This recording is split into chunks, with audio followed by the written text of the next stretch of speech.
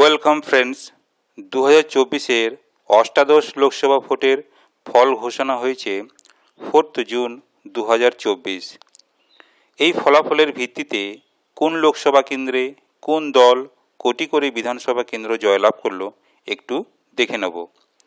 আজকে আমরা যে লোকসভা কেন্দ্র নিয়ে আলোচনা করব সেটি হলো মালদা দক্ষিণ লোকসভা কেন্দ্র। এই লোকসভা কেন্দ্রে জয়লাভ করেছে আইএনসি প্রার্থী অর্থাৎ কংগ্রেস প্রার্থী ঈশা খান চৌধুরী, তার নিকটতম প্রতিদ্বন্দ্বী বিজেপি প্রার্থী শ্রীরূপা মিত্র চৌধুরী।